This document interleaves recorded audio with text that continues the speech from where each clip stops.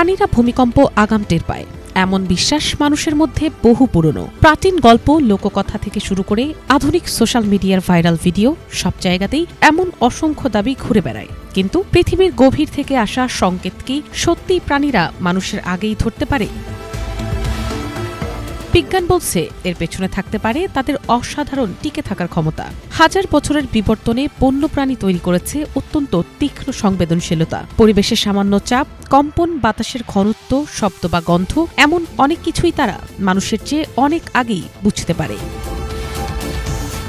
খ্রিস্টপূর্ব ৩৭৩ সালে গ্রিসে বড় ভূমিকম্পের আগে ইঁদুর, বেজি, সাপ, কাকড়া সবাইকে গর্ত ছেড়ে পালাতে দেখা গেছে বলে ঐতিহাসিক দলিলে উল্লেখ আছে। শতাব্দীর পর শতাব্দী ধরে নানা দেশে একই ধরনের ঘটনার বর্ণনা মিলেছে। সাম্প্রতিক সময়েও ভূমিকম্পের আগে পশু পাখির অস্বাভাবিক আচরণ নিয়ে ভিডিও ও বর্ণনা প্রায় ভাইরাল হয়। তবে বিজ্ঞানীরা সতর্ক করে, গল্প আর প্রমাণ এক নয়, বরং আলাদা বিষয়।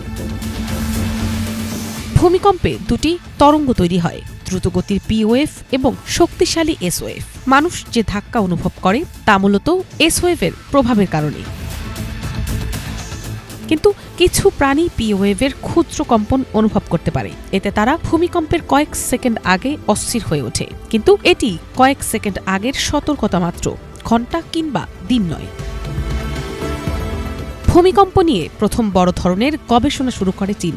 ১৯৬৬ সালের সিনতাই ভূমিকম্পে হাজারো মানুষের মৃত্যুর পর চীনা বিজ্ঞানীরা মাঠ পর্যায়ে ব্যাপক গবেষণা শুরু করেন। সাক্ষাৎকার, নথি ও পর্যবেক্ষণে উঠে আসে প্রাণীর অস্বাভাবিক আচরণের বহু ঘটনা। এরপর সিনতাইয়ে প্রাণী পর্যবেক্ষণ কেন্দ্র স্থাপন করা হয়, যেখানে কুকুর, বানর, মুরগি, ইঁদুর সহ নানা প্রাণীর আচরণ নিয়মিতভাবে নথিভুক্ত করা হতো। এ সংক্রান্ত একটি নতুন গবেষণা শাখার সূচনাও হয় দেশটিতে। ভূমিকম্প নিয়ে নজিরবিহীন পরীক্ষা চালায় ইতালি। ম্যাক্স প্ল্যাঙ্ক ইনস্টিটিউটের বিজ্ঞানীরা ইতালিতে গরু, ভেড়া ও কুকুরের শরীরে সেন্সর লাগিয়ে বিস্ময়কর ফল পান। অনেক ক্ষেত্রে তারা দেখতে পান ভূমিকম্পে ২০ ঘণ্টা আগেই প্রাণীগুলো চলাফেরা ৫০% পর্যন্ত বেড়ে যায়। এমনকি ৮টির মধ্যে ৭টি ভূমিকম্প সঠিকভাবে শনাক্ত হয়।